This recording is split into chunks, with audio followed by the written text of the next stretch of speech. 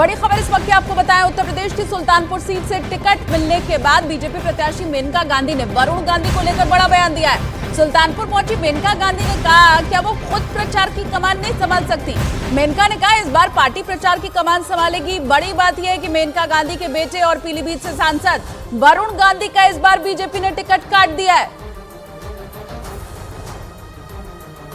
आने वाला नहीं था, लेकिन दूसरी बात ये भी है कि वरुण और उनकी बहू दोनों को इस वक्त वायरल फीवर है काफ़ी तेज़ी से, और मेरी जो समधन है उनका एक हार्ट अटैक हुआ है, तो घर में इस वक्त बीमारी चल रही है। तो वैसे भी अगर आना भी चाहते थे तो मुश्किल हो जाता, लेकिन वो नहीं आने वाले थे। क्या आगे आपके चुनाव की कमान संभालेंगे?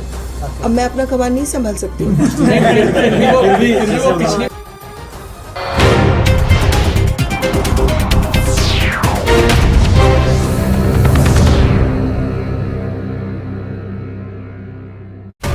बस चाहता है तो उसे युद्ध करना होगा। 1974 में हुए समझौते के मुताबिक भारतीय मछुआरे जाल सुखाने के लिए इस द्वीप का इस्तेमाल कर सकते हैं। वहां पर बनी चर्च में प्रार्थना के लिए जाने के लिए भी भारतीयों को वीजा नहीं लेना पड़ता।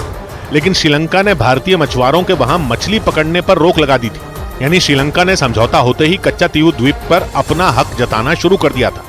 इस पर भारत के दक्षिणी राज्य तमिलनाडु की राज्य सरकारों ने आपत्ति भी जताई थी। 1991 में श्रीलंका में हुए गृह युद्ध के बाद कच्चातीवू को वापस लेने की मांग उठी थी।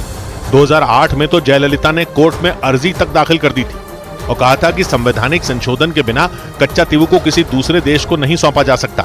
सिर्फ इतना ही नहीं, पिछले साल तमिलनाडु के मुख्यमंत्री स्टालिन ने प्रधानमंत्री नरेंद्र मोदी को एक पत्र लिखा था और श्रीलंका की सरकार से कच्चातीवू पर बात करने को कहा था। यानी इंदिरा गांधी के फैसले का तमिलनाडु की क्षेत्रीय पार्टियों ने ही विरोध किया था और लोकसभा चुनाव से पहले आरटीआई के जरिए मिली जानकारी ने इस मामले को फिर से हवा दे दी। उधर भोजशाला के एएसआई सर्वे पर रोक लगाने की मांग सुप्रीम कोर्ट ने खारिज कर दी।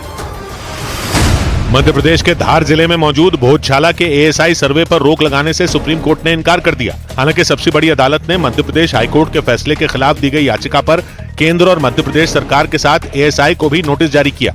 इसके साथ ही अदालत ने साफ कर दिया कि विवाद वाले स्थलों पर किसी तरह की खुदाई न हो। 2010 में बरेली में हुए दंगों के मास्टरमाइंड माने जाने वाले मौलाना तौकीर रजा के खिलाफ बरेली की कोर्ट ने कुर्की के आदेश दे दिए। मौलाना तौकीर रजा को 8 अप्रैल को गिरफ्तार कर कोर्ट में पेश करने का निर्देश दिया गया। इससे पहले वो एक बार फिर कोर्ट में पेश नहीं हुए। सनातन पर दिए विवादास्पद बयान के मामले में उदयनिधि स्टैलिन की याचिका पर सुप्रीम कोर्ट में मई में सुनवाई होगी। उदयनिधि स्टैलिन ने देश के अलग अलग राज्यों में अपने खिलाफ दर्ज मुकदमों को एक जगह करने की अपील की थी। शराब घोटाला मामले में दिल्ली की राउज एवेन्यू कोर्ट ने मुख्यमंत्री अरविंद केजरीवाल को 15 दिन के लिए तिहाड़ जेल भेज दिया। तिहाड़ में उनको उसी जेल नंबर 2 में रखा गया जिसमें उनकी ही पार्टी के नेता संजय सिंह को रखा गया था। जेल प्रशासन ने केजरीवाल के आने से पहले ही जेल नंबर 2 को खाली करवा लिया था। केजरीवाल को गिरफ्तार करने वाली ईडी ने कोर्ट में रिमांड की मांग नहीं की, जिसके बाद उन्हें 15 अप्रैल तक न्यायिक हिरासत में भेजने का फैसला लिया गया। और कोर्ट के फैसला सुनाने के बाद कड़ी सुरक्षा के बीच दिल्ली पुलिस सीएम अरविंद केजरीवाल को लेकर तिहाड़ जेल पहुंच गई। मुख्यमंत्री अरविंद केजरीवाल को तिहाड़ की जेल नंबर 2 में रखा गया। तिहाड़ पहुंचने से पहले पुलिस ने उनकी मेडिकल जांच करवाई। तिहाड़ जेल के बाहर सुरक्षा व्यवस्था भी सख्त कर दी गई। पूरी तैयारियां यहाँ पर प्रशासन की तरफ से भी की गई है, क्योंकि मामला सीएम का है, इसीलिए सिक्योरिटी के मद्देनजर जगह जगह पुलिस वालों की तैनाती देखने को मिल रही है। अरविंद केजरीवाल से पहले तिहाड़ की जेल नंबर 2 में आम आदमी पार्टी के नेता संजय सिंह को रखा गया था। सूत्रों के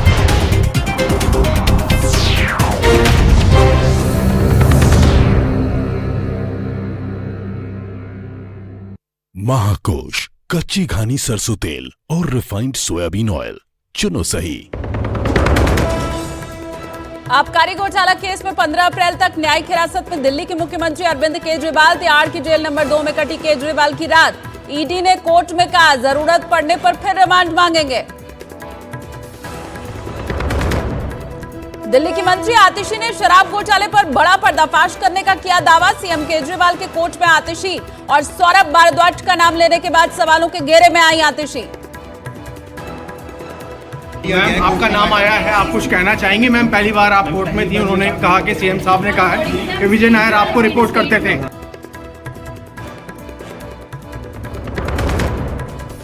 लोकसभा चुनाव में प्रचार के मुद्दे पर प्रधानमंत्री नरेंद्र मोदी के आवास पर हुई अहम बैठक। गृह मंत्री अमित शाह, रक्षा मंत्री राजनाथ सिंह, बीजेपी अध्यक्ष जेपी नड्डा और केंद्रीय मंत्री अश्विनी वैष्णव रहे मौजूद। उत्तराखंड और राजस्थान में चुनावी रैली को संबोधित करेंगे पीएम मोदी। उत्तराखंड के रुद्रपुर और राजस्थान के कोटपुतली में होगी रैली। शाम 6 बजे प्रधानमंत्री मोदी बिहार के बीजेपी कार्यकर्ताओं से भी करेंगे संवाद। आज कर्नाटक में केंद्रीय गृह मंत्री अमित शाह का धुआंधार प्रचार। सुबह जनता दल के साथ बैठक, दिन में बीजेपी कार्यकर्ताओं के साथ चर्चा और शाम चिकमंगलूर से रामनगर तक करेंगे रोड शो। मंडी से बीजेपी उम्मीदवार कंगना रनौत ने तेज किया चुनाव प्रचार। इलाके में समर्थकों को पिलाई चाय। मंदिर में पूजा के बाद भजन पर थिरकी कंगना, भगवान से की जीत की प्रार्थना।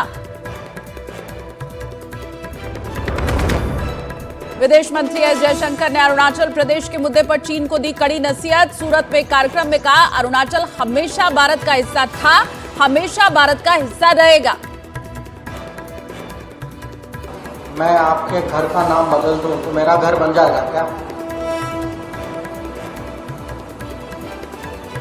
अरुणाचल प्रदेश भारत का स्टेट है, पहले भी था, अभी भी है, आगे भी रहेगा।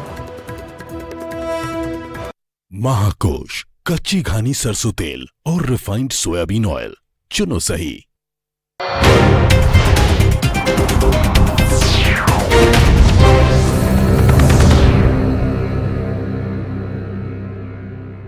बड़े मियां हाल को रखने के लिए जेल प्रशासन ने संजय सिंह को कुछ दिन पहले ही जेल नंबर 5 में शिफ्ट कर दिया था। अरविंद केजरीवाल की पत्नी सुनीता केजरीवाल ने कोर्ट के फैसले पर सवाल उठाए।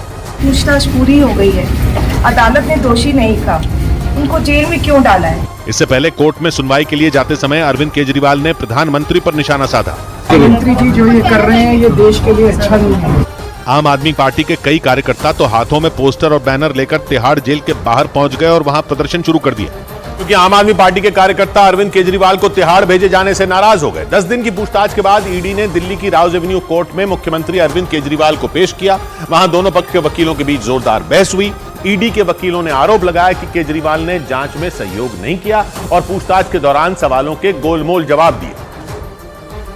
हालांकि ईडी के वकीलों ने कोर्ट को बताया कि पूछताछ के दौरान अरविंद केजरीवाल ने अपने 2 मंत्रियों आतिशी और सौरभ भारद्वाज का नाम लिया था। ईडी के वकीलों ने कोर्ट को बताया कि पूछताछ में विजय नायर के मुद्दे पर केजरीवाल ने ईडी के अफसरों को गुमराह करने की कोशिश की थी, लेकिन बाद में पूछताछ के दौरान यह बयान दिया था कि विजय नायर उन्हें नहीं बल्कि उनकी कैबिनेट में शामिल आतिशी और सौरभ भारद्वाज को रिपोर्ट करते थे। विजय नायर दिल्ली के शराब घोटाले के मुख्य आरोपियों में एक है और मुख्यमंत्री अरविंद केजरीवाल के बेहद करीबी माने जाते हैं। लेकिन पूछताछ में केजरीवाल ने बताया कि विजय नायर से उनकी बातचीत बेहद कम थी। हालांकि पूछताछ में ईडी के अफसरों ने विजय नायर की कई व्हाट्सएप चैट अरविंद केजरीवाल को दिखाए, जिनमें उनके और विजय नायर के बीच बातचीत मौजूद थी। ईडी के वकीलों ने कोर्ट को बताया कि व्हाट्सएप चैट दिखाए जाने के बाद अरविंद केजरीवाल ने विजय नायर से जुड़े सवालों का जवाब तक नहीं दिया था। और दिल्ली की राउज